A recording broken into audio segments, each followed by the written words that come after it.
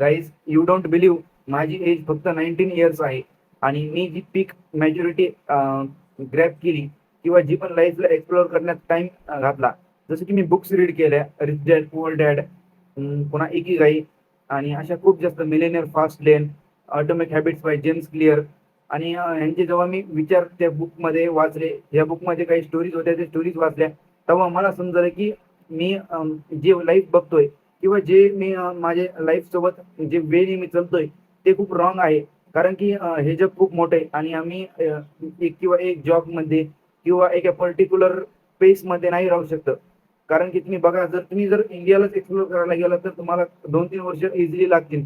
जर तुम्ही just district by district जरी ट्रॅव्हल करायचा विचार केला तरी तुम्हाला खूप जास्त दिवस लागतील. तर वर्ल्ड किती मोठं आहे. आपल्याला अजून पण काही कंट्रीजचे नाव माहीत नसते. अजून पण आपल्याला कॉन्टिनेंटमध्ये कुठं कंट्री कोणची प्लेस करते हे पण जास्त माहीत नसेल. आणि त्याला कल्चर काय आहे, तिथली एक हेरिटेज काय आहे हे पण आपल्याला माहीत नसेल. आणि हे कशामुळे व्हायला लागले की आपण आपला जे टीनेज इयर्स असतात, जसं की मी माझं जे टीनेज इयर होतं तेव्हा मी शेअर मार्केटचं नॉलेज घेतलं, तेव्हा मी फिटनेसचं नॉलेज घेतलं. माझ्या टीनेजमध्ये मी जे फ्रेंड्स बनवले ते फ्रेंड्स, काही चांगले फ्रेंड्स बनवले. मी वाईट फ्रेंड्स जे होते त्यांना करून टाकलं, म्हणजे त्यांना माझ्या लाईफमधून काढून टाकलं. म्हणून मला हा फायदा झाला की मला जे नवीन-नवीन फ्रेंड्स भेटले, त्यांनी मला खूप जास्त गोष्टी शिकवल्या. जसं की मला एका माझ्या फ्रेंडकडून शेअर मार्केटचं खूप जास्त नॉलेज भेटलं आणि मी ते शेअर मार्केटचं नॉलेज माझ्या इन्व्हेस्टिंगमध्ये लावलं. आणि जेव्हा मी 17 वर्षाचा होतो, तेव्हा मी माझ्या लाईफचा एक पहिला स्टॉक घेतला, तो म्हणजे मम्मीच्या अकाउंटवरून लॉग इन करून. आणि त्या स्टॉकचा असा फायदा झाला की माझ्याकडे अपॉर्च्युनिटी होती. मी अडानी शेअर्सचे पोर्ट घेतले, म्हणजे अडानी पोर्टचे शेअर घेतले आणि मी इन्व्हेस्ट केलं त्यामध्ये 3700 आणि ती नंतर इन्व्हेस्टमेंट आज झाली 11,500. आणि मला अपॉर्च्युनिटी दिसली आणि मी ग्रॅब केली. जर माझ्याकडे नॉलेज नसतं, जर माझ्याकडं थोडी इन्फॉर्मेशन नसते किंवा मी एक शेअर मार्केटमध्ये अनइंटरेस्टेड बंदा असतो, तर मी त्यामध्ये इन्व्हेस्ट नसतं केलं. तसंच आपल्याकडे जेव्हा आपले फ्रेंड्स चांगले असतात, तेव्हा आपल्याकडे अपॉर्च्युनिटी पण येतात. म्हणून मी म्हणेन की आपली जी टीनेज लाईफ आहे, त्यामध्ये गेमिंग करणं किंवा वाईट फ्रेंड्सला बनवणं हे खूप चुकीचं आहे. कारण की तेव्हा टाईम असतो जेव्हा तुम्ही मनीच्या बद्दल, पैशाच्या बद्दल पण जाणून एक इन्फॉर्मेशन घेऊ शकता. पण आजकाल मी बघतोय की यूथ किंवा जे आपलं टीनेजर आहे, तो हेल्थकडे लक्ष देत नाही. त्यांच्या वेल्थकडे लक्ष देत नाही. त्यांच्या एकच जागेवर लक्ष आहे आणि ते म्हणजे व्हर्चुअल जी लाईफ आहे त्यामध्ये रँक पुश करणं. जसं की मी जसं म्हणलं होतं, सोशल मीडिया पण तुम्हाला खूप जास्त डिस्ट्रॅक्ट करतो. तसंच त्यांना सोशल मीडियावर पण खूप जास्त त्यांना एस्थेटिक बनायचे. सोशल मीडियावर त्यांना खूप जास्त फॉलोअर्स पाहिजेत, लाईक्स पाहिजेत, चांगले कमेंट्स पाहिजेत आणि इव्हन प्रत्येक जेंडर, मी असं म्हणत नाही मुलं खराब झालीत. मुली पण तसंच करतात. त्यांना फक्त एक अटेन्शन पाहिजे आणि एक एस्थेटिक लूक पाहिजे त्यांच्या प्रोफाइल्सला.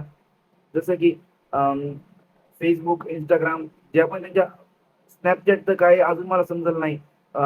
मी असा विचार करतो की यार काय गरज आहे Snapchatवरती रोज स्नॅप पाठवायची आणि किती स्टुपिड काम आहे.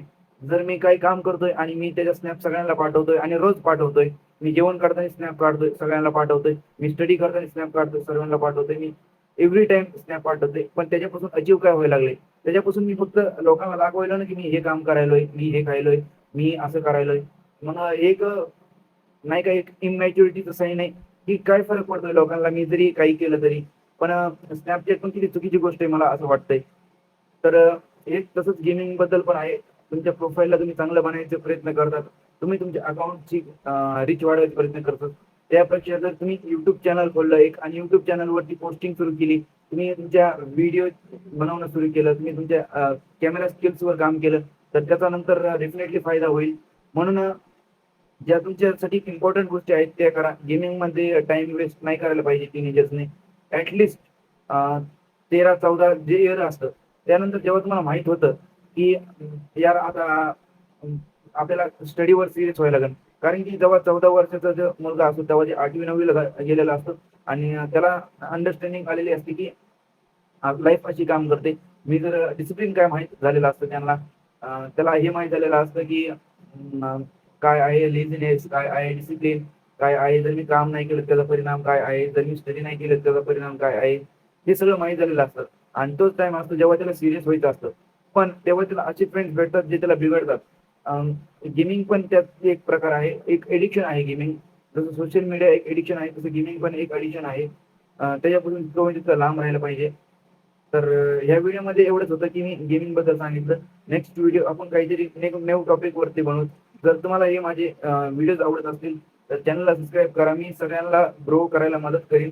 कारण की मी जे माझ्या टीनेज लाईफमध्ये एक्सपिरियन्सेस घेतले, ते मी तुम्हाला इथे शेअर करत असतो. तर माझ्या व्लॉग चॅनल आहे, चॅनलला सबस्क्राईब पण करून ठेवा गाईज. भेटू नेक्स्ट व्लॉगमध्ये.